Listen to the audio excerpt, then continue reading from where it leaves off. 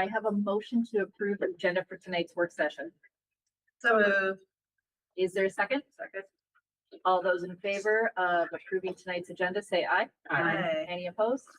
Tonight's agenda is approved. We have 5 items this evening. Our first is a year-end update about our elementary acceleration plan. And this is one of the 5 initiatives from this year. And so I welcome up to the table Director of Teaching and Learning, Jody D. St. Hubert, Talent Development Coordinator, Deb Richards, and Karen Ash, a talent development teacher at Concord, right? Whoa. I think it's Yes, yes. You're like, where? Yes, Concord is right. Welcome. Welcome. Yes, thank you. I'm used to being at the front. We have been at the front because we've had a beautiful Right. presentation. So that's yes. Good evening. Thank you, Chair Gabler, Superintendent Bittman, board directors, community members, and colleagues. As mentioned, I have 2 wonderful colleagues here with me tonight, and we're really excited to be here to provide an update on our 2025-26 talent development, specifically elementary acceleration focus area. As we begin, I just want to make sure that we ground that the update in the whole review is in the broader scope of our work. The academic acceleration is one critical component of the comprehensive Edina talent development framework designed in tight alignment with our vision and our mission. The report you have reviewed details a very, very intentional systemic audit of our accelerated math practices in grades 3 through 5 and our reading practices in grades 4 and 5. This led by Deb Richards, who we have here with us tonight. And in collaboration, I also want to mention with our T&L team member, Sarah Hilligasmo.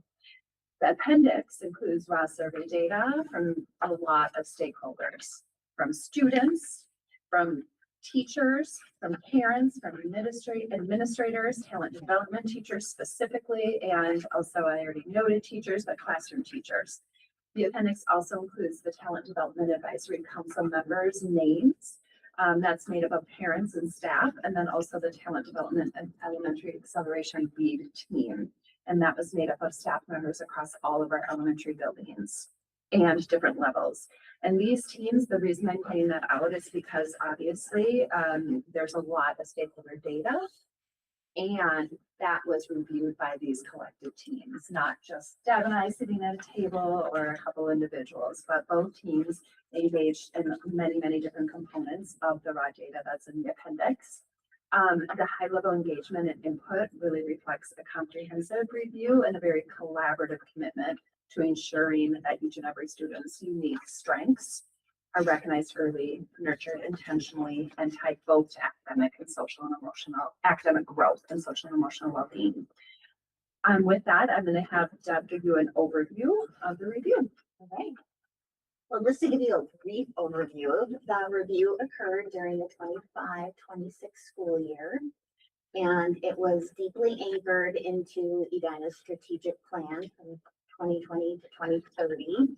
And the goal really was to continue the excellence that Edina is known for. And we wanted to take a look at what Edina is doing well within their talent development program, while also kind of being open to looking at those opportunities that we have to continuously improve. So we have a lot of successes to be able to celebrate. We have exceptionally high student engagement, strong sense of belonging for students who participated in accelerated opportunities. And also we know that students feel like they were experiencing a rigorous setting. And we know from the data metrics form that it's translating into exceptional student growth, which is part of our vision. And obviously there's a lot of variables that go into why we have these successes. And I'm a little partial, but I would say one of those main variables is our TD teachers. And Erin is here today to kind of represent the TD teachers. And she's going to share just a little bit about the areas for continuous improvement that were outlined in the report. Yeah, so there were a lot of good things that came out of the data, but some of the things that we found like areas for growth were a need for more robust and like transparent communication about like what we do and why we do it.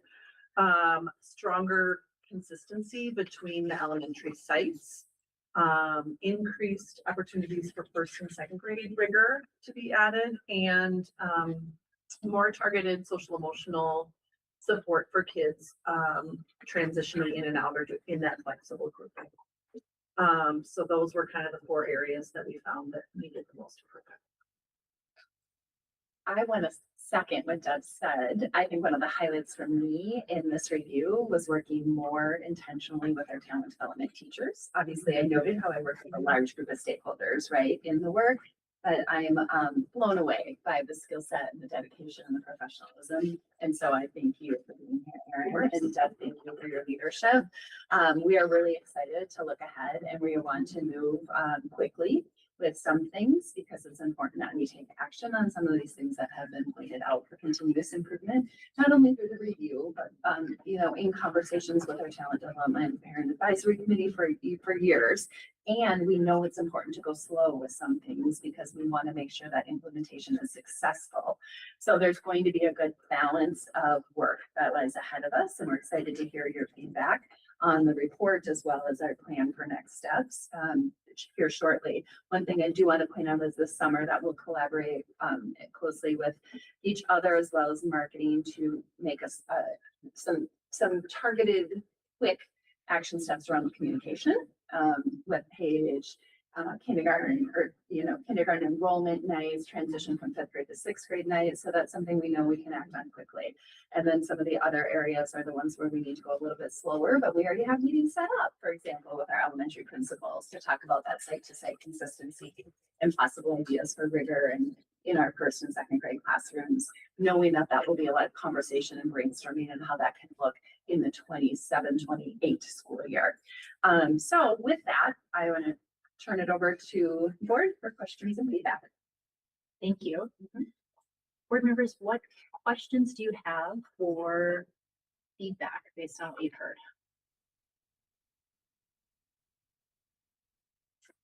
I had a question. I don't think I fully appreciate or understood what flexible grouping really is and what was being called out for this. So I guess I'm gonna use my ignorant opportunity to ask. Could someone help me with that? Sure.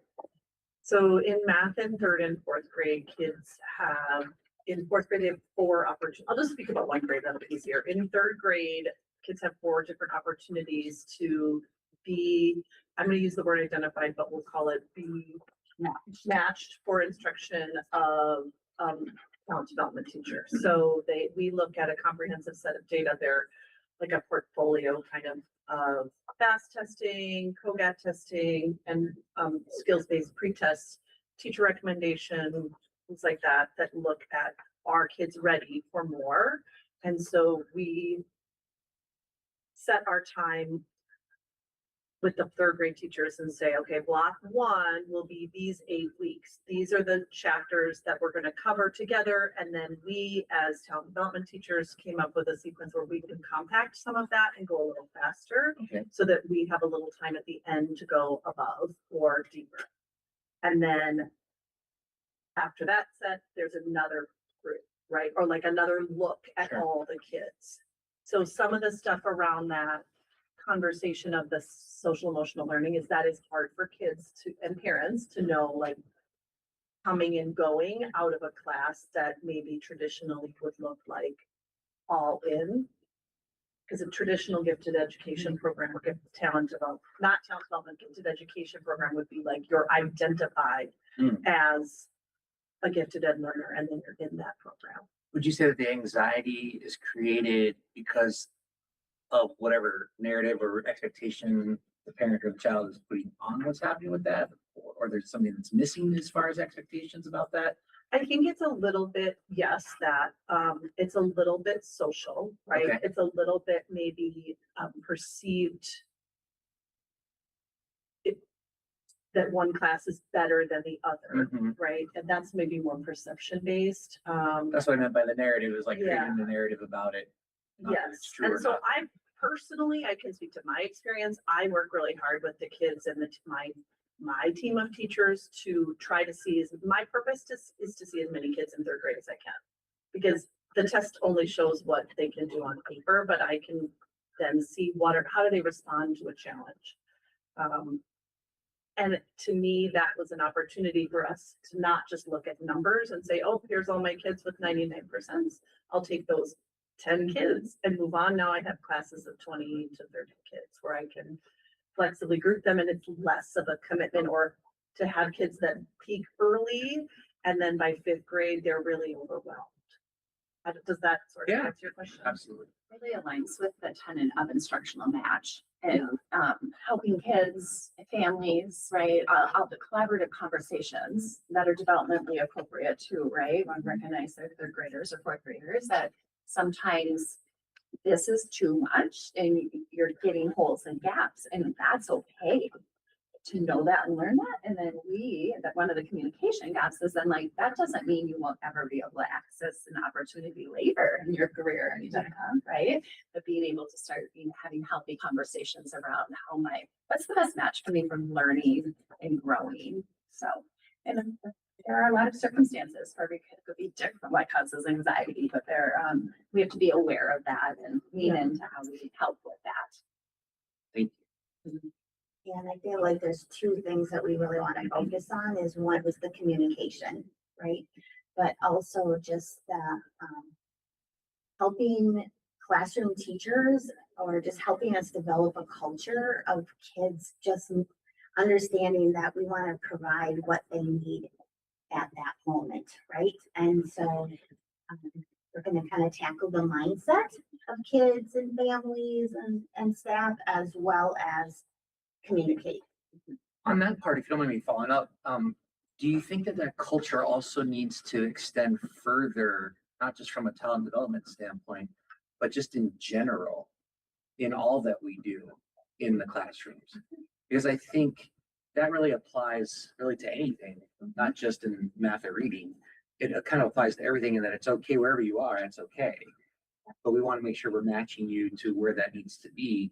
And whether that's in some talent development component or not is part of that.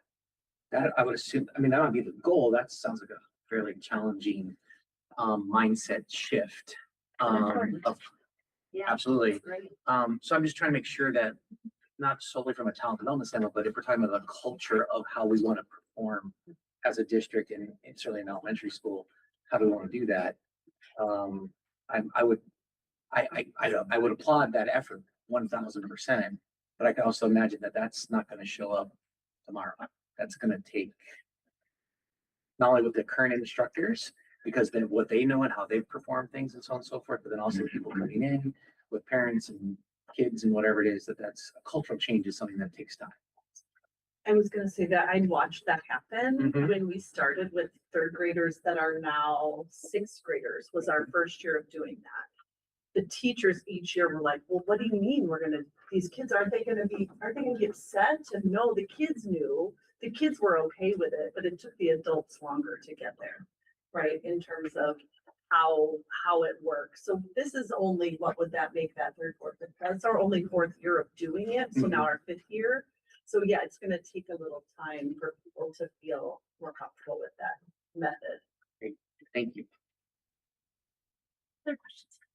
I have two questions and a comment. One is, I noticed in your report, you brought up a couple of different things that you noticed of other districts doing that we're not doing. Would you guys see us at any point incorporating, especially the, like getting ready for kindergarten type of program, or the Ready Set Kindergarten program, which I know is a little out of scope for maybe specific, but I did find it interesting that I think those programs are great, and I think it's super helpful that we have our childhood here as well, because You know, right? so I just wondering if you could Yes. speak to that specific piece, because really this starts at birth. Yes. But I would love to hear about that transition specifically. we definitely talked to Henry Leland before we put that in the report, just to make sure that there was a comfort level with it being there, even as something we explored. It is not something we talk about more in depth, then that would be great to talk about. And might be an opportunity for us to investigate at another time. I think this is a follow-up to that. I feel like, so this is kind of the first year that Jody and I have been kind of partnering on early entrance, and I made the assumption that it was going to be a lot of families that had kids that were reading chapter books and doing digit multiplication and all those kinds of things. But really what I'm finding is, parents are planning early for what their school trajectory is going to look like for their child. And a lot of times they're just not sure. They're so concerned that their child may be ready for it, or they're so concerned that if they do another year of preschool, they're going to check out of school, they're going to be bored. And so they're exploring early entrance because of that more than their skill development, right? And so I see, and then I find that when families make a decision, like if they make a decision to go to Minnetonka, they stay there for their elementary years. So I think that earlier, like that if we have an opportunity like that, I think we will keep a lot of our families and maybe gain some other families as well. I think it's, both programs are great. That's, and segueing into one of my other, or one of my comments, which is, I think that we need to directly address why we don't have a specialized elementary school. Or gifted, talented, why don't we, and how it benefits kids, and why it's a specific philosophy we have at Edina Public Schools. Because it's a specific choice that we've talked about multiple times, and we think it's not, we think it's in the best interest of students not to do that, and I think we just need to say that and not be afraid of saying that, to address it, and maybe have care to think, oh, I didn't think about it from that perspective, or oh, so that's just my personal opinion, which, as I tell my husband, is usually right, but no, I just think because we do have parents leaving, I think we need to address it things on. And this goes along with that. I think kids that have gone through this and not through this, I think for me, looking at it from a parent lens and from a district, a strategy lens, the real key here for me is flexible pathways that are based on a right fit and the social and emotional of the students. And I think we really need to hammer that to parents in all of our communications. About how this is the backbone of what we're trying to do for students. And in looking at some of your bullet points about communications, it's not about just the transition from elementary, early elementary, whatever it is, kindergarten. And it's not just about 5th grade to 6th grade. It's about looking at your student and how they're going to matriculate throughout their career at Edina, because that's what we're looking at, and this is how this was built. And it's to meet the needs of your kid at all different levels. And I think that's the beauty of this program, because if we're only talking if you're transitioning to 5th grade to 6th grade, these are your opportunities in middle school. We need to make sure that we're telling parents that, first of all, you could be in 5th grade and in talent development and not want to do it in 6th grade, but want to do it in high school. You could not be in talent development, but double accelerate. This is about right fit. It's about flexible pathways, and parents look at about how to impact your high school schedule, and look at how math and reading interplay when you get into these harder fit classes. And I just think we need to make sure that when we're communicating this, we're communicating in a lens of this pathway and this flexibility and this social emotional as opposed to like specific fifth grade to Yeah. sixth grade. Agree. It is about a very broad vision. Yeah. And this is our vision for your student, because I think that goes a long way to answer why we don't have a specialized school. See, I eventually get around to like the point I was trying to make. So, And I think that ties directly to our need for primary, to, to really focus on the rigor in the primary. So when you have other districts that do a really good job of marketing a different setting, and you're choosing between that and Deb Richards promising you that the classroom teacher is going to differentiate, that's a hard, right? So you're right, you have to have something that is equally as attractive, and we also have to share the long vision of what it is. But it is, unless you're talking about the fact that we are concerned about social and emotional skills. And if you look at outcomes, and there's a lot of really interesting stuff around outcomes. And I think that's where I think it gets. yeah, I can honestly say that I feel like the academics that we provide is equal to, if not superior to, what a school within a school or a separate school would provide. And then the kids also have the opportunity of being with their grade level peers for other parts of their day. I think that to me is the key that I think people don't think about a lot. It's that piece. Play with their neighbors. And then what does that mean when you're in high school? Right.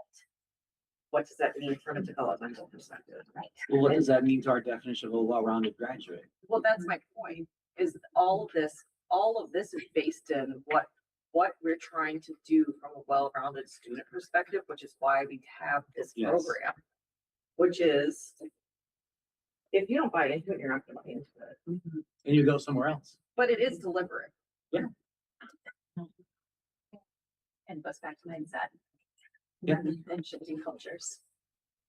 Sure. Very good point about the whole K-12 experience. It's actually reminding me when we had the students here. Yeah. And one of the students said something very aligned with like sharing the message of what happens in like K-12. Or being helpful in elementary to know what's I can access. They probably didn't have to sing to the also. Did that raise any questions for our Director of Marketing and Communications? Well, Jody and I have talked about this, and Deb as well, and just wanting to have clear messaging for families and for families to really deeply understand what it is that we do versus kind of like tradition, all the things you've seen in other places before, and to communicate what our value proposition is. So they've done a stellar job at defining what our differences are, and we'll be doing more to help families understand. Thank you. Cheryl. Well, I was part of the group that was working on this for the past year, so I don't have questions, but as I was reading this again, I just felt really appreciative for all of the work the team has put in. And it made me feel very grateful to be in a school district that would look at a program that took a lot of work to put in place in the first place. And clearly the data from the survey shows students are having a good experience in the program. The parents think that it's a good fit for their kids. So it'd be very easy to say like, no, it's there, it's done. But to go back and look at it, because there are areas that we could do better. I'm just really appreciative to be in a district that would re-examine that and say, no, let's get it right. Let's do it even better. Because that social emotional piece it's very important to me, looking at this. And I think that we got to understand that the kids, I think, are really good at putting on a brave face for school. And then when they get home, that comes off and it's tough. And so the shifting in and out wasn't necessarily or isn't necessarily as easy as it might seem for some of the kids. And so looking at that piece and figuring out how can we do this better? I'm just really grateful for all the work, and it's gonna be a lot more work. So thank you for all of that, and I look forward to seeing what happens in the summer ahead. Thank you. Thanks for your partnership. Yes, our pleasure. Well, three of us had a chance to see it in teaching and learning, so thank you. It is an excellent report. I wanted to especially thank you for the chart on page 8. I just think it does a nice job of talking about the 4 focus areas that Erin talked about and the why behind why we think that that is so important. And I appreciate how you talked about like the next steps and how, you know, the board will be getting updates on this work as you work through the process. So really well done. Appreciate it. My one question I have as you work through these next steps is outcomes. Like, how will we know that this is success? How will we know that we are serving more students and we are serving them better?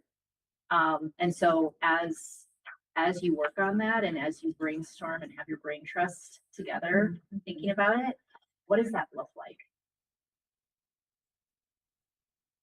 That'll be a really important piece, right? Using this chart and grounding, and then now what are our action steps and how will we measure it?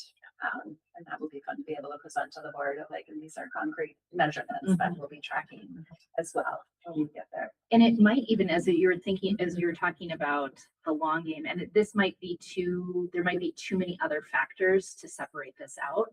But now, Erin, you said we're in our 4th year. And are we seeing more kids take accelerated classes in secondary because they maybe had a taste of it in elementary? You know, and we won't, I don't know that we could ever measure that, but that would be an Yeah, outcome. you could, for sure. Yeah. At least in middle school, I feel like you'd know, like I know Mhm. how many kids are in it at Southview this year Okay. versus last year. Okay. For sure, there's more. It might They've be had to have interesting because more I know we as a sections. board have seen that at our secondary level, kids are opting in when they get the choice. They opt in at a much higher rate than what our elementary, except the kids that were accessing it. Right.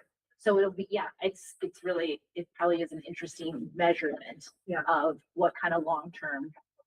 And that, you said something about right fit, and I was thinking, and I want to say, and right time. Because I think that's part of it too for kids. Like some kids are ready at different times for that. And as they get older, I know for sure Southview, I can't speak to Valley View, but they talk about learner agency and the kids having a voice. And I think that's really important too. And we don't really have a place for students. We do a little bit, but it's more like case by case, right? Like I've had kids that have said, this is too much for me. Like I don't want to be here right now. And then I can help them speak that to their parents or vice versa. So I think that's important. Well, thank you very much for the work that's been done and the work yet to come. Yes. So. Thank you. All right, and next on our agenda is another initiative final report, and this is our Early Learning and Family Center report. We welcome Dr. Anne Marie Leland, Director of Community Engagement and Strategic Partnerships, Kim Isley, our Assistant Director of Early Learning, and Laura Hongsavat, our Early Learning Center Manager, and Amy Bergeson, Family Center parent.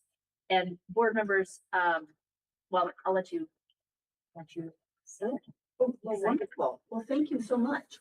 Chair Gabler, directors, Dr. Goodman, community members, thank you for having us here tonight to present the culmination of the 2 years we have spent imagining, researching, collaborating on a vision of a transform early learning and family center.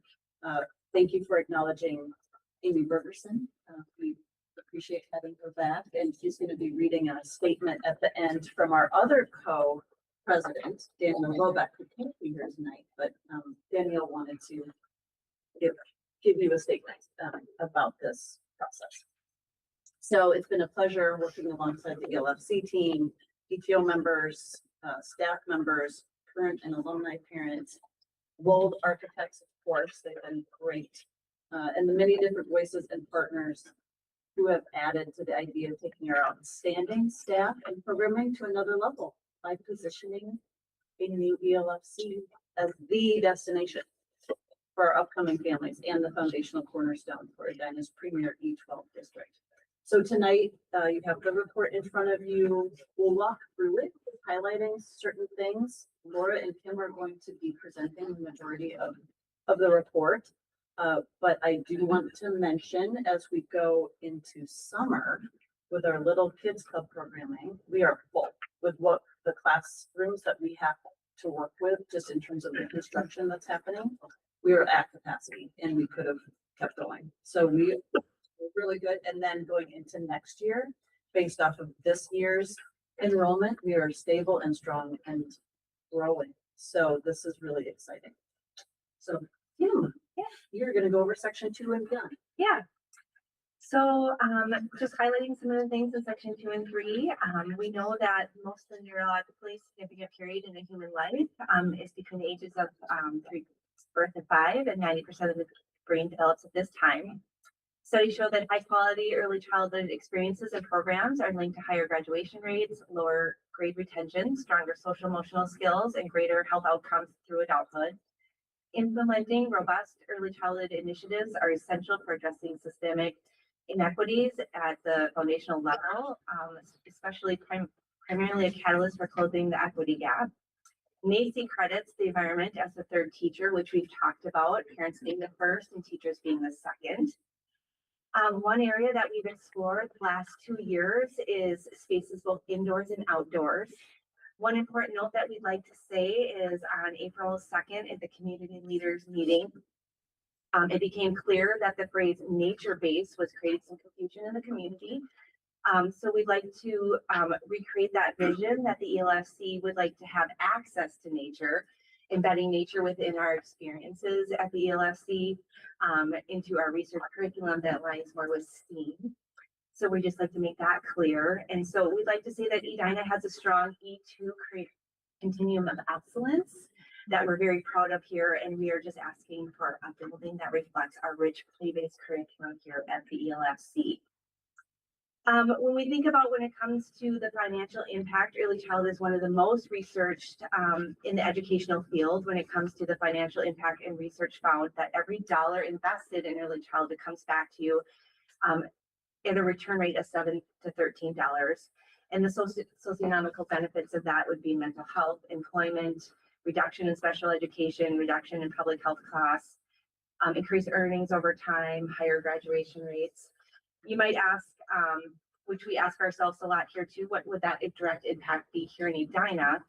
And we're thinking about greater impact on kindergarten readiness here in Edina, stronger E12 enrollment and retention here in Edina, reduced burden on the K teachers, quality schools and learning facilities, and increased childcare for our workforce here in Edina.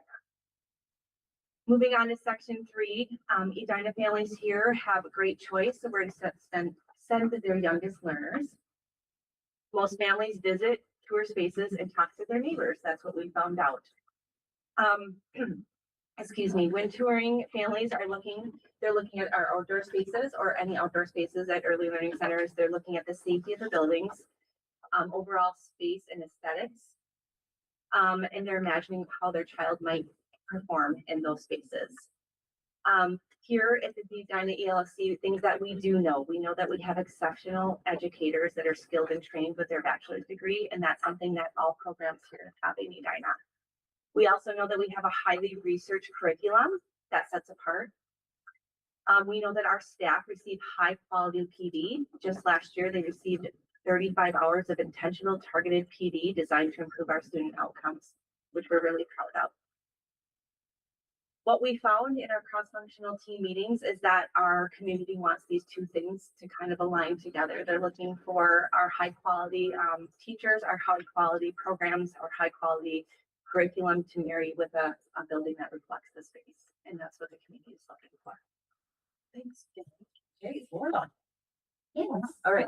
Kim mentioned cross-functional team meetings that we held over the span from December to April, that we pulled together stakeholders, which included ourselves here, Amy is involved. We had family members that were part of that conversation, community members, staff as well, teachers that were part of those cross-functional team meetings. And from our very first meeting on December 2nd, we established some core principles that came from tabletop conversations. Those four principles are nature-connected learning, as Ken had mentioned, just intentional access to some nature spaces for our programming. The second would be universal design. There's been a lot of talk about, our current parking lot space and just kind of the entryway to my building here and just building off of that. We also talked quite a bit about family partnerships. So a family commons area, located right directly in the front of our space where families can really gather, because we're finding that in our current family commons, we do have quite a few families that gather there, whether they're waiting for an ECFE class or, if they're waiting for another class to start, they really appreciate that space to come together. I've seen quite a few of our ECFE families there, just, having conversations, building relationships there. And then the fourth is the purposeful design, just making sure that we have spaces that are designed right from the beginning with our littlest learners in mind. That, includes, toilets that are made for their little bodies and classroom spaces, just little things like that that you overlook sometimes, but that really means a lot for those classroom spaces. So then our second meeting in January, we really dug a little bit deeper from those first conversations that we had, and talked about pod-based learning neighborhoods, which I think we've talked about in a few of our meetings here before as well. Flexible programming spaces to accommodate, maybe different options for families, more working families, and looking for different program offerings that we can have for them as well. Intergenerational programming came up quite a bit in our conversations. And also just having a space that's more of a community hub, expanding beyond just early learning offerings as well. And then language programming also came up. And then our final meeting in April, really grounding the vision about talking more about how can we take those core principles that we developed, deepening that vision and expand from there. So on this next page here are the 5 design priorities, really keeping in mind a learning space that inspires. So from there, we talked about, again, digging really a lot deeper into that nature intentional space and access to that nature space for programming and keeping the family connection piece. I think that's something that's very important for our families and for our team members as well. And we also talked about programming that meets families where they are, thinking about those working families that we are really, thinking about them when we're creating our programming and keeping that in mind. And then also considering just what's going to set us apart from everybody else and all the other preschool offerings in Edina, and what's going to make families really want to choose our learning center here. So from there, we also, these on section 6 here, just kind of those those findings that we had. I mentioned some of these already, just that intergenerational programming. I feel like that is something that really stood out to our stakeholders and something that they were very interested in. Again, we mentioned the immersion, the French or Spanish immersion programming, and expanding our class offerings as well. And then also just possible options that we can include our transition services as well, and just a broader space for the community to kind of come together and thinking about this new learning space as a hub for the community as well. And then we also talked about current limitations. I won't go through every single one that's listed here, but some hot topics I feel like that have come up over and over again is the parking lot here, how that can kind of be very limiting with parking spaces. It can be very hard for families to get their young children out of car seats and things like that. And sometimes that is a deterrent for some families to attend our classes. So we want to make sure that that can be addressed. Safety concerns that conflict with openness. So keeping that in mind right away when we are thinking about possibly building, a new center, making sure that safety is always at the forefront of that. And then special education transitions across spaces. So making sure that there's a special education presence throughout those learning neighborhoods that we've mentioned before. Thank you, Laura. It's gonna take us to 7. Yeah, and then in our final meeting, we also talked about our current strengths. Our stakeholders really have genuine pride in the LFC, and they really wanted to note our strengths, because I don't think we're looking for changing everything that we're doing, because there's a lot of things that we do well. And so we took some time to talk about what those strengths would be. I'm just going to highlight a few of those. I think Our top is our inclusivity and our transition to kindergarten. That is a big strength of our ELFC. I think our high quality staff, which I've mentioned before, and also our expertise of some of our staff. We have a lot of our tenured staff that we can lend a lot of extra support to our staff or to our children that I think is a great strength of ours. We have a very big welcoming environment for our families. But I think to balance that, I think would be great to have some kind of facility that would have access for some of our families with a zero entry. I think would be really accessible for a lot of our families that we don't currently have. I think a new facility could help support our youngest learners, which Laura talked about with just smaller facilities would be great for our little learners. And then we're also talking about the social emotional and the SEL supports for our sensory range regulation and some of those supports for our youngest learners. But we have a lot of great things that we're doing well that we wanted to bring up as well. Thank you.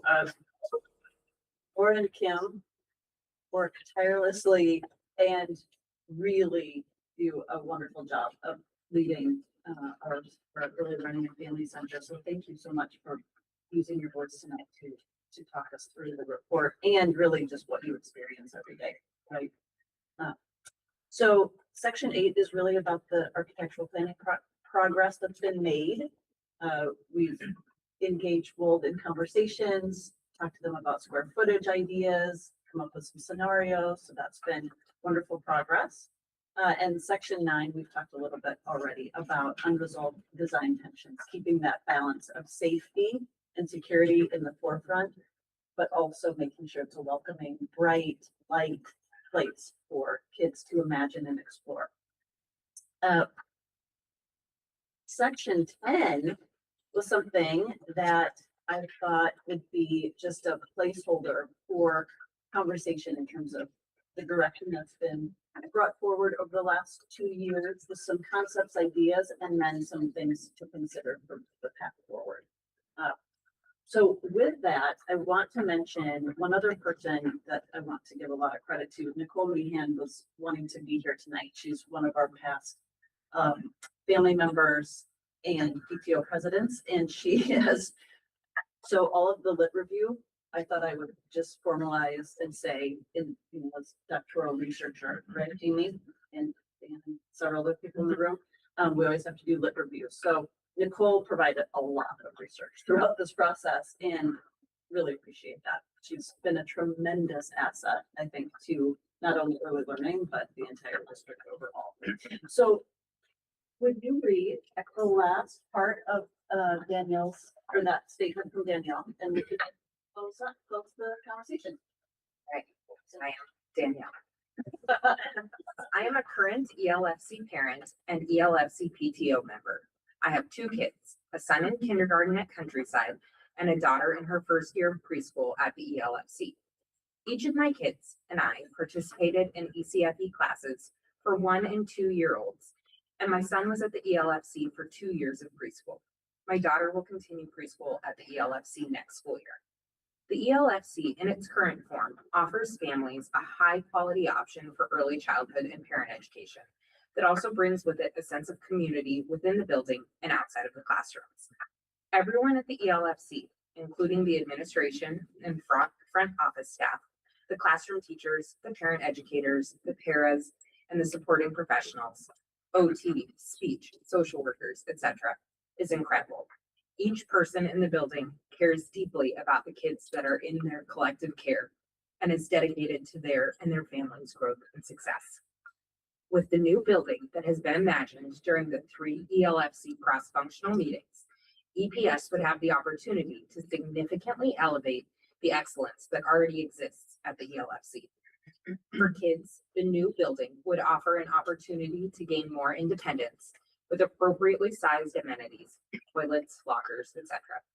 An opportunity to interact and jointly learn with their peers in a neighborhood learning environment, better spaces for movement, better opportunities to see and experience the outdoors, and the potential for more experiential learning. For parents, the new building would offer more space to meet and connect with other parents informally. The ELFC experience would also be a safer and more accessible one. the better parking lot, and zero entry entrances. The addition of a community resource hub and a multi-generational space for programming would make the ELFC a true community space. With the new building, the quality of the infrastructure would match the quality of the education that's already happening inside of the building. With that, that concludes our presentation. Thank you so much, Liz. Well, thank you for that. And before we take questions, I just wanted to clarify for what would be helpful for feedback from us. And what I understand is that feedback would be from the board tonight would be, are we on the right track? Is what you're hearing, is it resonating with you? Does it seem like we're moving down the right track? And are there things moving forward that would be helpful for us to have?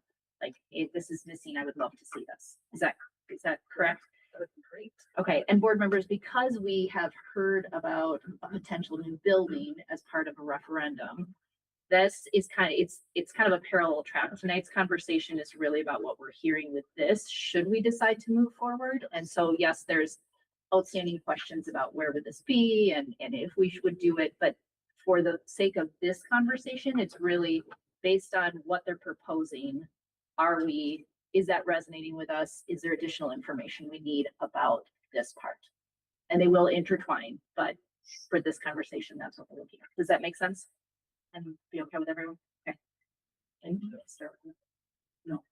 Who would like to kick us off? I can actually go quickly. It's shocking, I know. So I really appreciate this. I think it's a lot of information that I've been looking for, and I think it's great. I so appreciate the definition of the nature and clarifying that. It's super helpful for me from a board member's perspective. I think two things that would be helpful for me to clarify. I think this is great. I don't have any complaints about it. Actually, three things. One is the part of the transitions program. Are you guys suggesting that the transitions program is part of this? And when we say transitions program, are we talking about a transitions program for adults? To K, but I, you know, Or are we talking about transitions within? from early learning to kindergarten. So Okay, Thank so you. that's why I was asking the question. So Director, the conversation you were having in the earlier portion of tonight's meeting was exactly on track. Okay. The continuum of how the benchmarks line up, through E through 12, right? We've got some really substantial benchmarks to be focused on, and that's one of them. I wanted So to thank think you. you kind of look like a deer Yeah. headlight. So I was like, I wanted to make sure because we talked about transitions, and so I had highlighted that. I'm like, which transitions are you talking about? Well, and I think Kim's just last district experience was the high school in transition, so she's probably thinking maybe. Yeah, no, But we would entertain that. I can speak to that really quickly, just for the sake of the board, so that if we were to move forward on something like this, where we would have a separate building, we would then free up space in this particular building. That would make an adult, an 18 to 22-year program possible, Okay. should we have those needs in that building. and then the two things I think I could use additional information on is I would love to see how we could potentially add in some of that kindergarten extension. How do we utilize this to ensure, now I guess I'm going to the actual transition we were talking about, for kindergarten readiness, as well as the whole language piece. And I love the language piece. I'm a little concerned about what does that look like going into elementary school? And are we giving an implied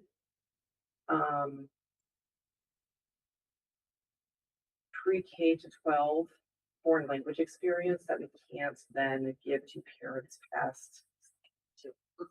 And so that is a concern. So I'd love to hear more information about how that would operate after that. Yep. And that's a preliminary thought. So thank you because I've been thinking about that too.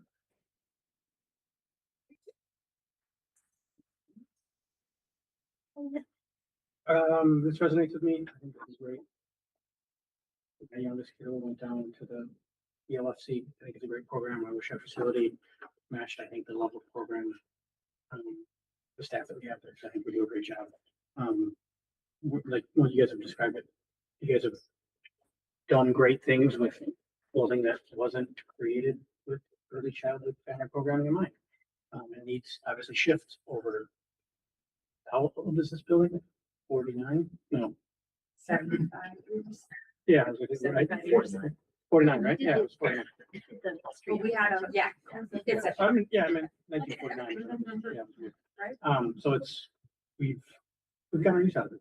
Yeah. I'm excited to see this progress, and I'm excited for this info to show that our needs are. So, yeah, thank you for this. I'd be excited for a new building as well. Some questions that I would have just going forward, once you start thinking about like, what would specific programming look like?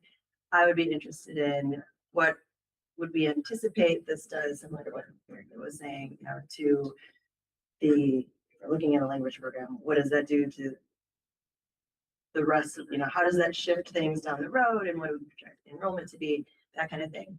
And what other programming might we anticipate needing in terms of kids with special needs or, all that fun stuff.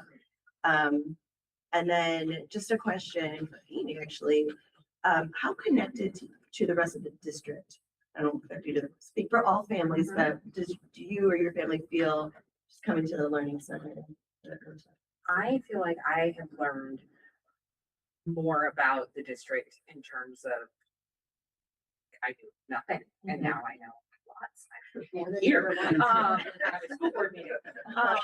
But no, I feel like I really understand, at least from what I see coming home with Sam. Like I understand kind of how instruction will look. Like I see kind of, oh, they made graphs today about what the hungry caterpillar ate, and like he ate one apple and two, and oh, that is former teacher in me. I'm like, I can see how this will look like down the line, and the skills that they're building early. I also really appreciate the just the exposure to lots of different people he's gotten, and I see that as being valued, and he loves it. He loves seeing all different from some because he's like, oh yeah, my friend speaks Spanish. I know Spanish, and he doesn't, but he thinks he does. And I don't know tons of details about the rest of the district, but I definitely feel that being here, I could if I wanted to. Where if we were elsewhere, I don't think that's even necessarily an option. Amy, I was just, can you speak to a little bit about, I know you've been on the PTO, and I know that just the little bit that I was around, like there was a family that was going to Normandale, and there was another one that was going, can you speak to that too? Like how, as wherever Sam ends up at elementary school, I think to your question, like how has that, you're not there yet, but how do you have connections throughout the district or will in the next 4 years? And that has been really great. Like we know people at every elementary school at this point, which is exciting. And we can see in 5 years, maybe we'll be together at middle school or, and you run into people or hear about things going on in different schools, which is great because then we can also see how things might be a good fit going forward or was one of the things that Nicole mentioned to me in the last meeting or last time I saw her. She said her kids always say, well, how do you know those parents, Mom? And she said, well, because they're right. So yeah, Okay, yeah, so it's very, it's a bridge. And I feel like it fosters those, the ECFE classes specifically where families are really involved. Fosters that community and that belonging that the district is really looking for. And I knew no one in Edina, and now we go places and see people all the time, and it's because of being here. And, that sense of belonging and being invested in our community is, I don't see how I would have come to that in a different way.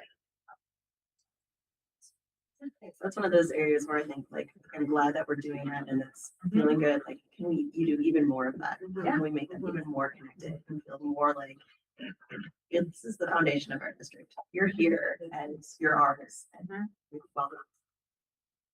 Great, thank you.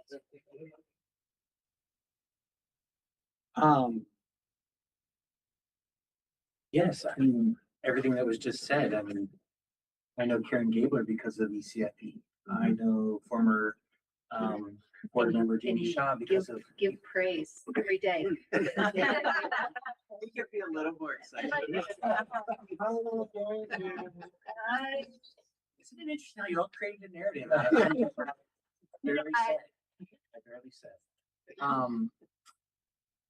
The point of connection and getting involved and so on and so forth, like, I don't think I would sit here in my role on the school board if it hadn't been for ECFE. So I can only like exponentially echo and support everything about that. And as I was thinking through as to this wonderful document and things, first and foremost, this is exactly what I would have liked to have had when this topic was first raised to us. Just to be clear, like when this started, this isn't a complaint. This is, but what the transition that we've seen over this last many months and year, whatever it is, so on and so forth. This is what we were talking about and asking about, and that we can now positively engage in versus just a, here's this idea, now give us support to go do that, and whatever it might be. So I just want to echo, especially for Dr. Pittman's benefit, that this is the kind of stuff that from a process standpoint and an institutional learning standpoint, this is the kind of thing that I would like us to continue going forward on any topic that we have. For me, it's really, I'm focused on section 5. When we talk about the design priority. So we have all the wonderful things that are outlined in this wonderful report about all things we do now, what we're able to do now, what we would like to be able to do in the future, and so on and so forth. But when it comes to the design properties, I'm a big thing about priorities. There's 5 that are listed here, which are all excellent, which is the number 1 priority. Yeah, do we? And you don't have to, it's a rhetorical question. If you want to answer, you certainly feel free. But for me, the way I sort of analytically process information is that I need to know in the recommendation, what's the most important thing? Because knowing a lot more information about what we possibly could do in terms of actually a location to do this, we might not, even though we have, I'm totally on board with all these things, do we actually have a place where we can get all this stuff? So this is the magic wand question, which is what I asked 2 years ago. If we had a magic wand, what do we want? I now have it, but I didn't need to know, well, okay, we might not be able to produce a space that does every single thing that we would love to have done. How do I gauge then? So then when the next phase, we get to it where there's recommendations, okay, well, here's the spaces that are available to us and here's what we could do. I'm going to come back and like, okay, well, do we get all of our priorities in that? Or realistically, for the price point, whatever it is that we're capable of, the community supports, we get 4 out of 5. Well, if the 5th one that can't be done actually ends up being the number 1 priority, that might change my calculus of, well, maybe we need to think something differently.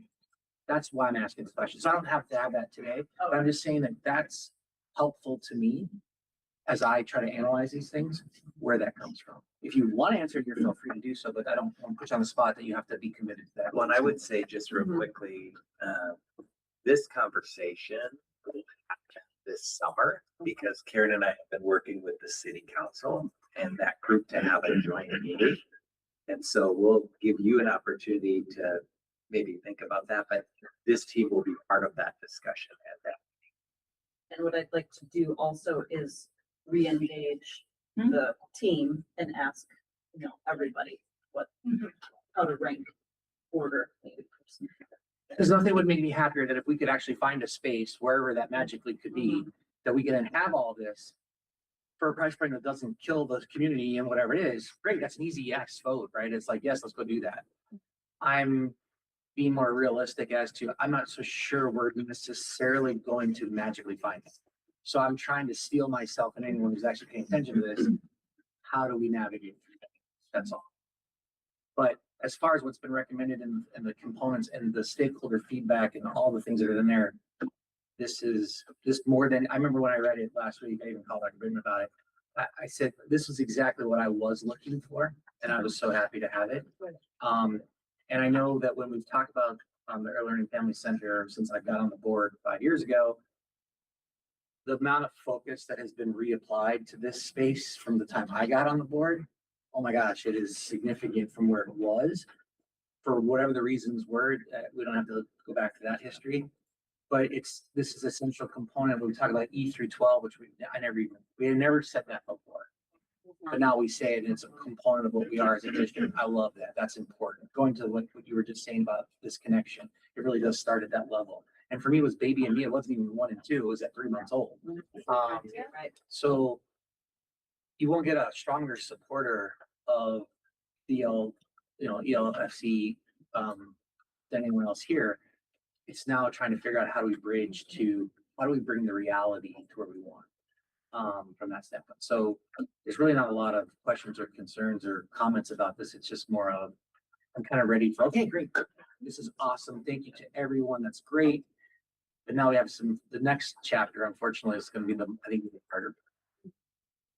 Thank you. Yeah, thank you.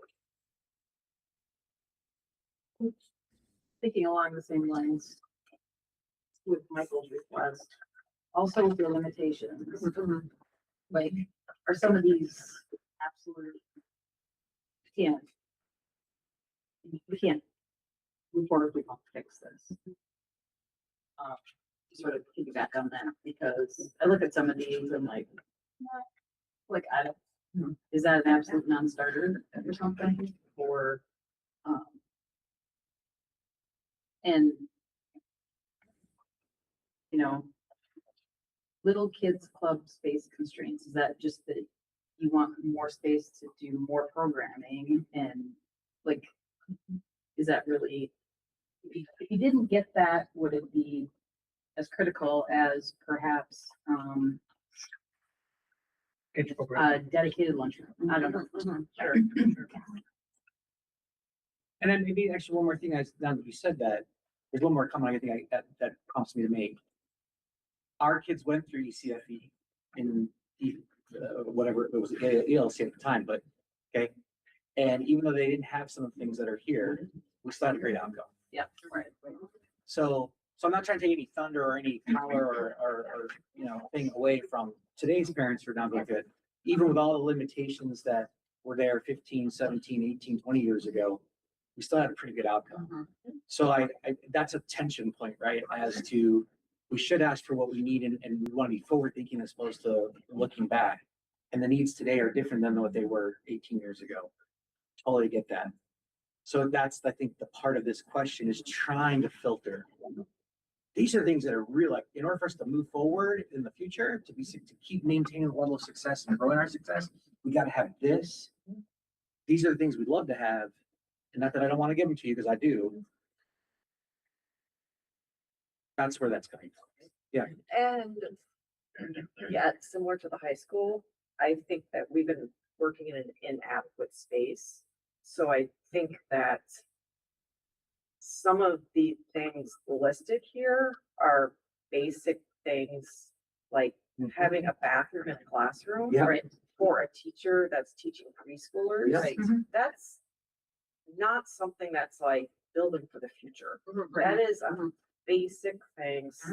So I think it's some of the high school stuff, like this is getting us to where. Totally agree. You know what I mean? Totally So agree. I'm not just really important, because I'm right there with you. I'm just saying, like, I want the professionals who are doing it to tell me what those are, rather than me to have to infer. Like a red, yellow, green, would that be, or no? The mechanism is, I'm not specific to any of that, so I think it's more I'd like to make sure you guys, what I always want in these situations, I want people to look to have a firm stake in the ground. This is absolute. I gotta have this. Otherwise it doesn't work. I think I kind hear of thing. some common themes amongst the different groups. Yeah. One, just really making sure that we have our priorities set and also being identified like this has to be, right? In order to do business, this is what we absolutely need. And by the way, if we even want to do more and better, here's what that could look like, right? So. Which then becomes, right, if that's really the end of strategic goal that we have, then that becomes a have to have, not a want to have. Totally cool, totally comfortable with that. So, and if an easy answer says, well, everything I just put here is all things we have to have, easy conversation, that's fine. And I didn't want to make the assumption that's indeed the case. But then can I ask, I guess as a board is, I consider as a district that we're offering exceptional experiences to our families. So if we are going to build a new early family, I don't know what acronym is. It's okay. It's okay. I don't want to invest in something that we're still giving the bare necessities, but it's No, now there's a bathroom. So I consider, I hear you. so I consider what they're telling me is what is, this is what is the strategic necessity is what I think we need to build. I guess that's my point. Okay, well, if that is indeed the That's case. that If is that, my, I'm totally comfortable with it. If that is indeed the case, all you gotta do is tell me that. And if Erica's statement just now is basically what you're doing, then it's a quick conversation. If it's not, then that's what, because I'm already thinking ahead of the next part of what we want to then have in terms of how we're gonna actually do this. We have so many constraints about how are we gonna deliver this if that's our strategic imperative. because I don't get the impression they're telling us things that are like, we're gonna have like a zero gravity room. I think they're telling us some very basic things that our competitors are doing. Right. Yep. So, And Safe, to welcoming. these points, I would just say, we'll make sure that we take this particular feedback and we bring that back for a more robust discussion amongst the board, really engaging you as well on what your priorities are, what your parameters are, what your hopes and dreams are aligned with our strategic plan. And then we'll do that with you. I was just looking for a little more clarity on what this means. Organized storage built into every space. Oh, yes. What does that mean? Like, or intentional playgrounds, green space and nature access? How many playgrounds? What am I, like, Yep, right. to Michael's point, when we're looking at what's available, there might be something that looks great, but you know, if we can't get the minimum of what you want or something for that, with that space, so then we should cross that one off our list. I guess that's more of what I was talking about. Eric, I agree, like bathroom in a classroom is a pretty basic. but, you know, Non-negotiable, I get that. just a little more clarity with some of the things. Both And then, ends, yeah, both ends. yeah.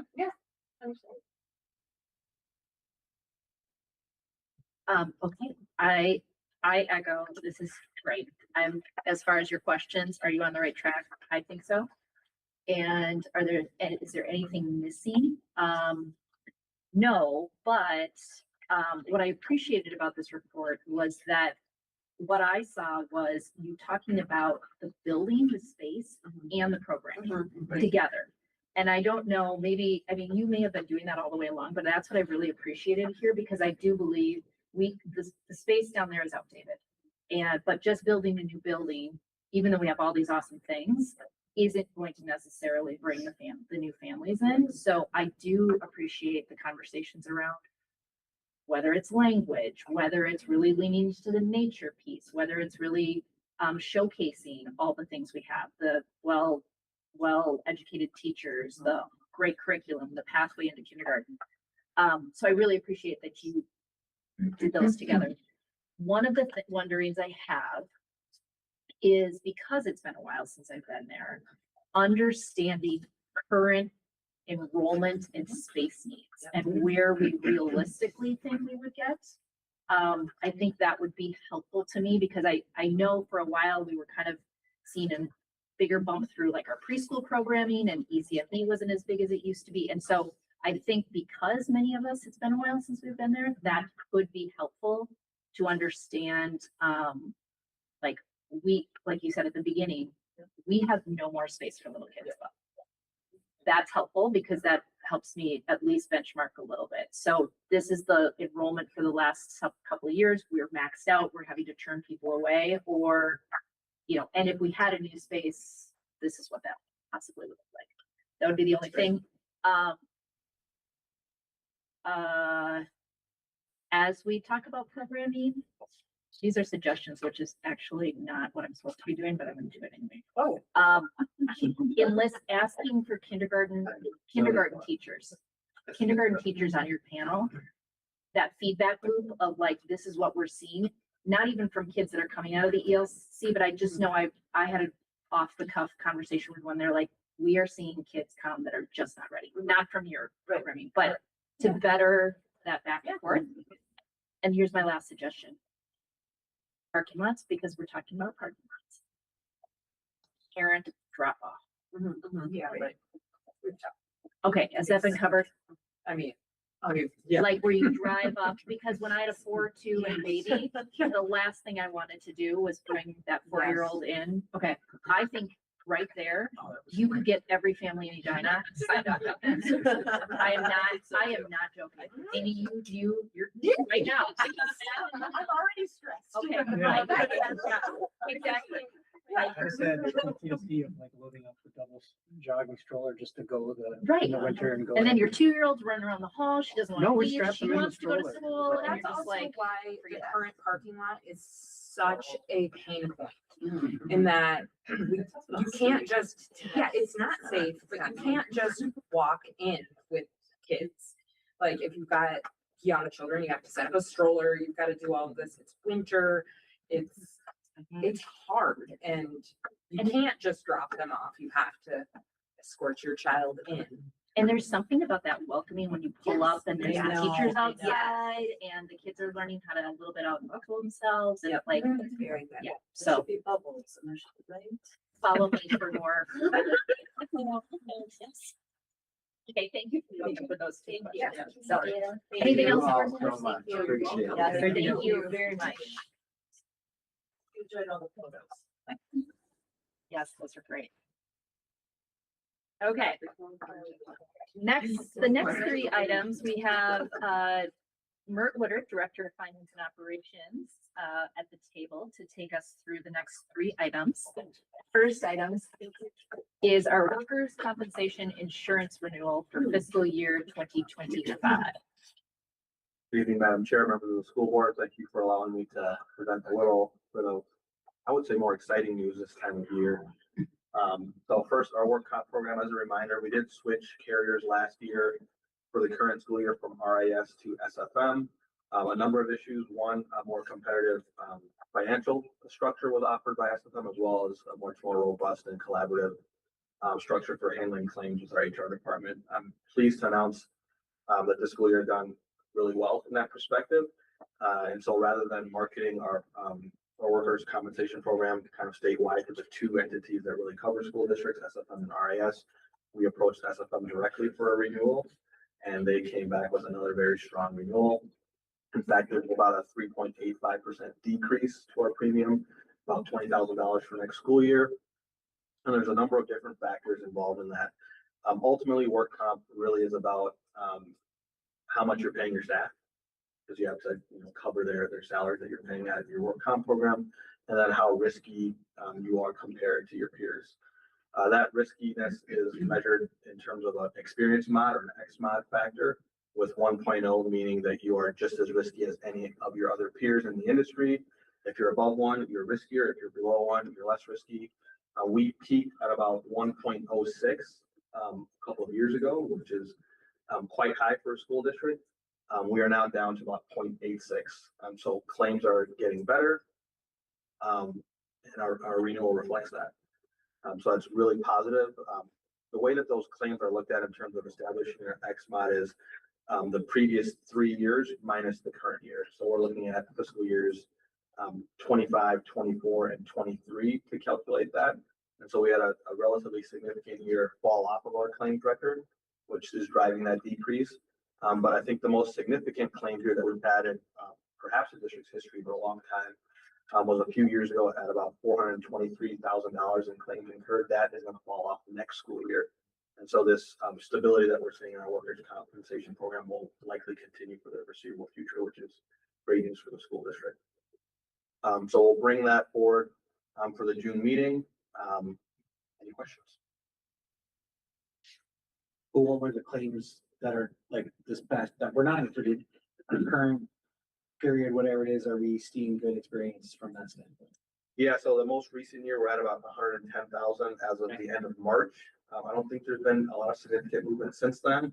So on a net effect, we'll be dropping about $300,000 in claims. Hopefully, we don't see much more before June 30th. Have you done anything in terms of from a safety standpoint with our team to help impact the claims occurrence? Yeah, I think SFM has partnered really closely with our HR department. We have frequent safety meetings. There's quarterly claims meetings that we've been partnering on. So it's a much more robust approach than what the previous carrier. If Sonia wants to chime in, she can, but I think everyone's been super happy with the partnership. And how do you report that out to staff in terms of like you're at a manufacturing plant, you said we've had this many days without an incident or. It's in the emails, it's in the staff emails. I was gonna give a shout out to Sonia because I do see that, or like watch your step in, like I remember to slip on the stairs because of your nice little flyers that are up all the time. Yep. Yeah, right. Right. But there might be other things. If I could, Madam Chair, members of the board, just a shout out both to Director Woodard as well as Executive Director Saylor for the work. So much of that goes into it. They've been really planful and thoughtful about not only the communication, but getting folks back to work and making sure they're addressing things appropriately. And that doesn't happen without a lot of intentionality. So thank you both. So it's nice to have a tailwind rather than a headwind going into a year. And I think we've achieved that with our work in October. Yeah, it was great to see a decrease. And more good news. All right. Coming up. All right. The next one I had to do a double take. I know. Now we will transition to talking about our property casualty and liability insurance renewal. Hold on to your hats if you're watching at home. Turning it over to you. So the school district has been a member of the Minnesota Insurance Scholastic Trust, or MIST, I believe, since inception in 2013. Really, that's just a pooling of total insured value so that you can approach the market again with more financial clout, and you're a little bit more insulated against the peaks and valleys of the insurance market. It's been a really successful program in Minnesota since inception.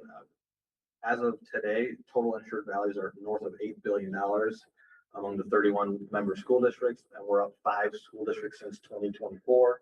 We're always continuing to seek to add more. I am on the NIST board now, and so I do play a role in trying to get members to join. The more total insured values we have, just the more and more insulated we become against, the insurance market. Post-COVID, but really over the last 8 years, but really the 3 or 4 years post-COVID, it was super hard property market. I think my first year here, we had a 36% increase. The year after, I think we had a 20% and then another 20% or so. So some really significant increases. Over the last 18 months or so, that market has become quite a bit softer. There's a lot more players in the market. There's a lot more firms willing to write insurance, especially for larger organizations with a lot of physical assets like school districts, cities, counties, et cetera. And so that softening of the market has led to more competitive renewals, especially when you have a large pool like MIST that even accelerates that competitiveness.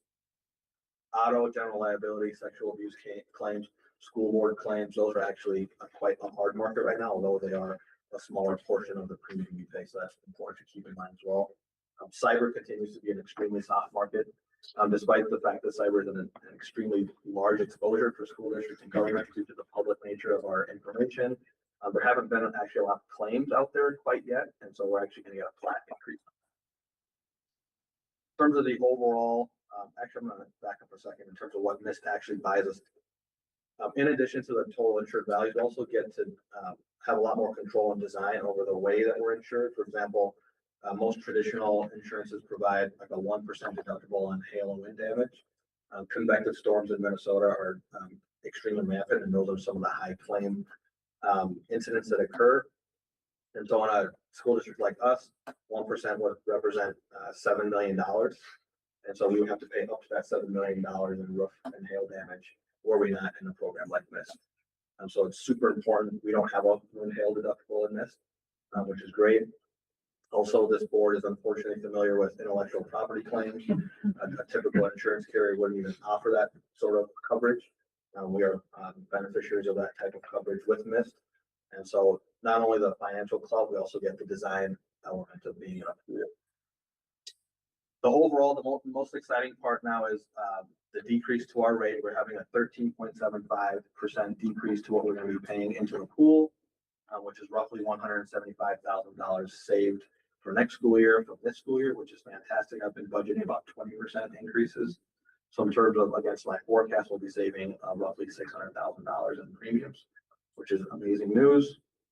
The biggest component of that decrease is that Risk Partners Associates or Risk Partners Administrators rather, and Arthur J. Gallagher, who administer the program, they have partnered to create GovPro, which is an excess property carrier, so that they can compete with the two main players in the market, which are Travelers and Chubb.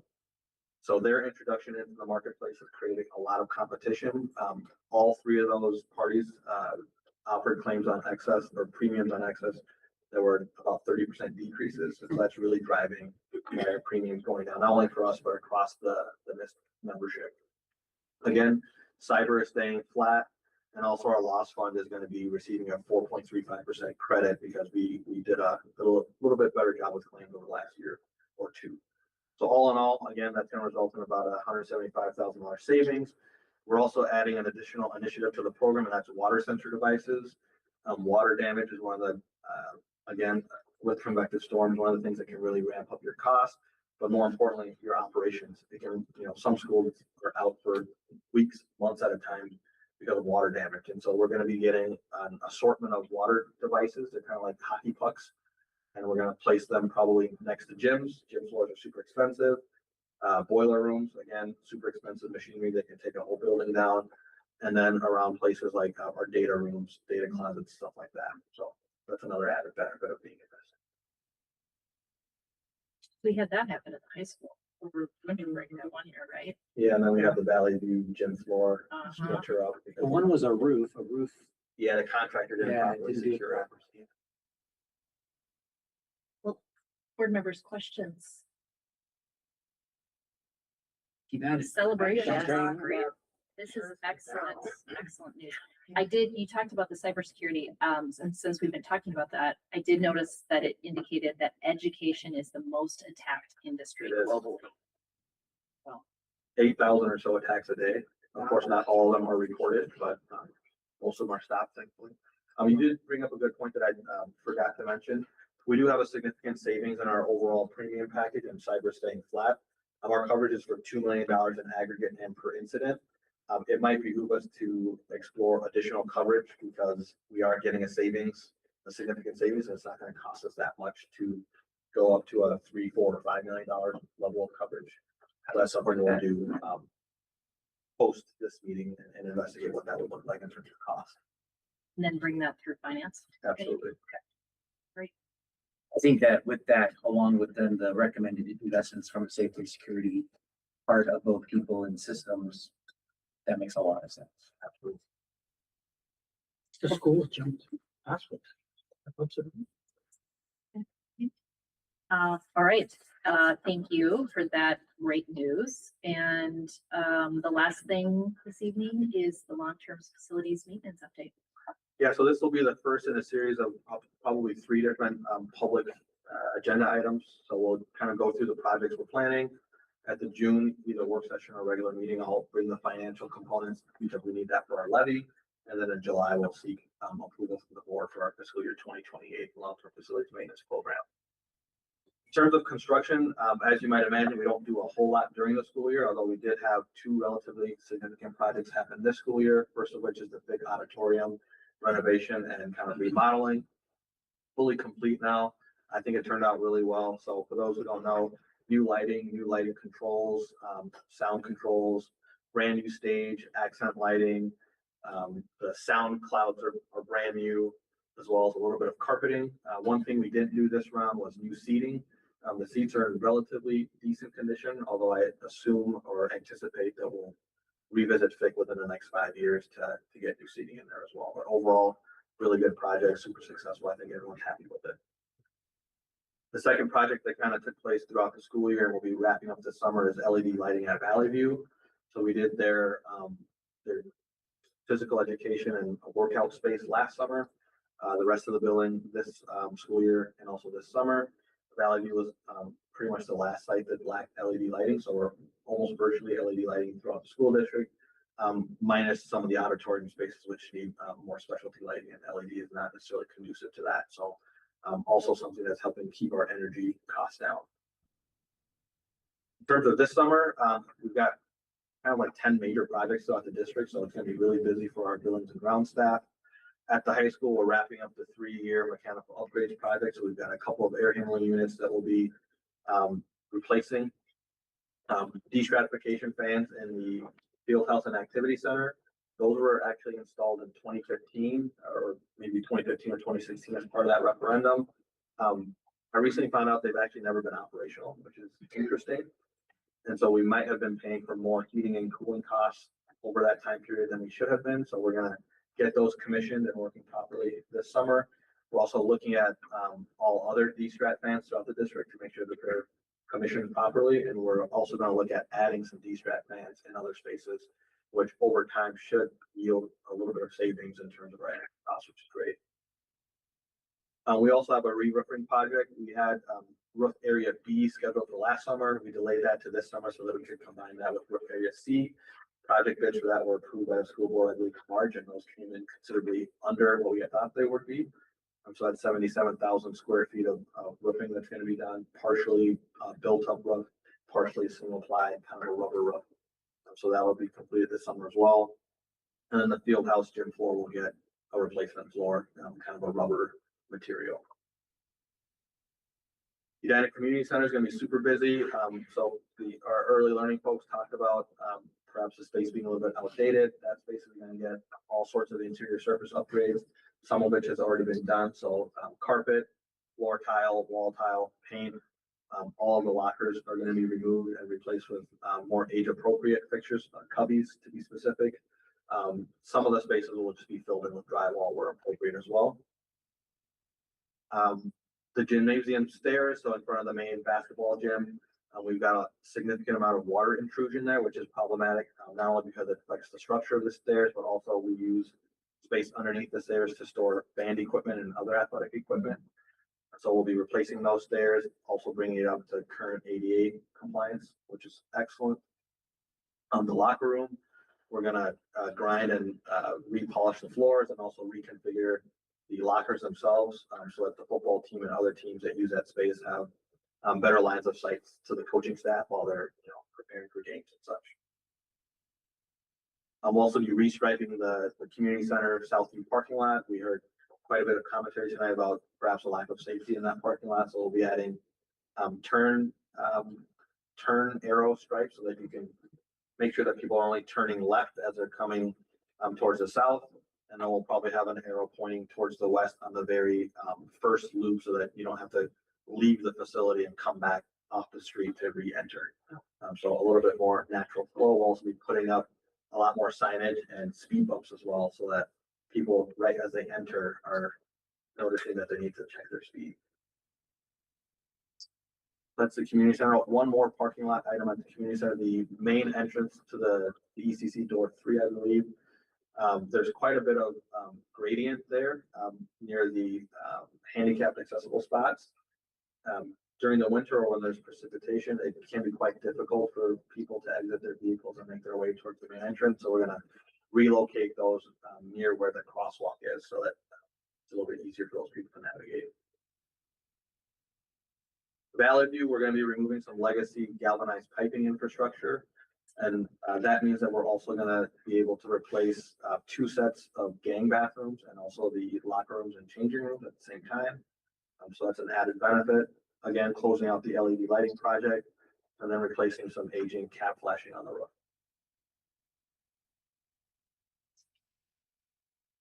A gang bathroom is one where a number of people are using the facility at the same time. Technical term. It's the. I had the same question a year ago. We were talking about it at the high school. Okay. And to be more specific about that facility, so the locker rooms there have gang showers as well, and we'll be converting those to individual stalls and individual changing spaces, just to kind of modernize what we're doing. Yeah, that seems like a good idea. And I think we've been doing that throughout the secondary as we've had projects. So And this next generation will have no idea no idea. of that experience. Yeah. Right. And that's okay. Well, no, I mean, that's what they should be thanking us for, right? Yeah. Creek Valley, renovation of all the restrooms, which are original to the building. So it's great that they're finally getting some upgrades. Carpet and interior surface renovation of all the classrooms with only 6 to 8 of those this summer. We want to get the restroom done first. The rest of the space is done next summer. They're getting a new gym floor, new cafeteria floor. And again, that's phase 1 of 2. So next summer we'll come back and we'll remove all the furniture and equipment from classrooms and place them into our new gym floor so that we can then go through those classrooms and replace carpet and casework. Highlands Elementary, similar, they're getting carpet and casework in classrooms. Any hard flooring that's not terrazzo, so kind of the spaces around the sinks in classrooms, which are old school VCT flooring, those will get replaced with more modern and nicer material. They also have one restroom that's original to the building, which is going to be replaced, and 2 kindergarten restrooms that could need an upgrade. Those are going to get upgraded as well this summer. And we also had a parking lot project planned there, which we are postponing to next summer. We're going to engage the community a little bit more and make sure that the needs of the city, the community, and the school district are met. And we'll approach that a different way for next summer. Does that have to do with the water elements in that space? Yeah, both, there's a significant amount of site work that's needed. The area to the northwest of the parking lot is eroding quite significantly due to the water runoff. We also have water coming off the building after a storm that's not going to the right places. And so a number of storm water retention facilities would be installed. I'm only concerned about waiting because I remember us going through this before. Wasn't there some safety concerns though because of the drop off that's then happening or whatever it is? Like, I mean, wait another year to get more input. Where does that create any undue risk? I don't think it's that significant yet, but it is accruing. And I know something what I we mean, definitely yeah. want to address sooner than later. Okay. Absolutely. The city has approached us on that as well, and they're aware. Just need to get through planning on that one. Concord Elementary, they're getting interior surface as well, so their floors have hazardous materials. So we're going to remove that and replace with brand new flooring. And also they're going to get a new gym floor or multi-purpose floor. So if you've been to the ELFC, their new little small gym, they've got a new floor down there. Similar materials going to be installed at Concord. Also, off the main office, they have a kind of music room, conference room hybrid.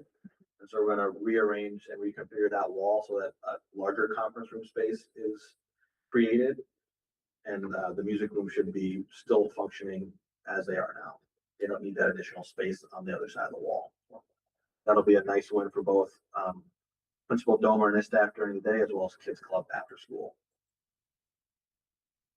Then summer of 2027, actually quite a fewer number of projects, but more significant. We've got a really significant project at Southview planned. All of their rooftop units are going to be replaced, so a pretty big mechanical upgrade. They need a roof replacement as well. And then a number of different interior surfaces will be touched up as we're taking that site down. That's going to be a minimum 2-phase project, perhaps bleeding into a third summer as well. Edina High School, always something going on. EPAC's going to get a pretty good renovation, new lighting controls, and some of the panels that were originally installed in that facility when it was constructed, perhaps were not the best quality, and we'll be addressing that as well. Will EPAC then not be usable during that process, or will it be done in the summertime? That'll be it in the summer.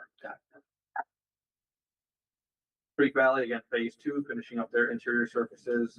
Highlands, that parking lot project, as I mentioned, and then Cornelia, we had an exterior wall or exterior surface project last summer, which was probably 90% completed. So we'll go in and finish the rest of that next summer.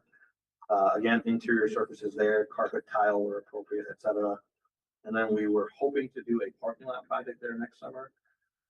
With that facility potentially being a site that we're looking at for other potential expansions in the district, we may look to postpone that depending on what the appetite is of the district. Although I do think moving the entrance to the bus loop to the south would create quite a bit of breathing space and getting traffic off 70th and just creating more flow and getting more cars off the street. So that's something we're continuing to investigate with our architect partners and as well as the city. We may do a traffic study this fall. Questions or reactions? lot. Yeah, it is a lot. It's never not a lot because we have so much. A lot of square footage, But and a lot of time. I don't think you said there wasn't a building that wasn't being touched. Yeah, almost all of them. But that is not. always- Countryside's the That's only not one. always the norm. Well, country doesn't need anything. They just anymore, got it. like, holy cow. Thank you, and thanks for running through that with us and just giving us a heads up of what to expect this year and also next year. Great. Board members, are there any leadership or committee updates? Yep, I have one. So next month, the board is doing Dr. Pittman's semi-annual review. And I'm gonna be compiling all of the data from that, all of our comments. So next week after Memorial Day, I'll send out an email with the form that we all know and love, and they'll have dates on when to get that to me. I had two. There is on Friday from 9 to 10, MSBA is hosting a chat room entitled Final Takeaways from the Capitol, where they'll run down what passed and what didn't pass and what we might need to know as board members of what might be changing for us.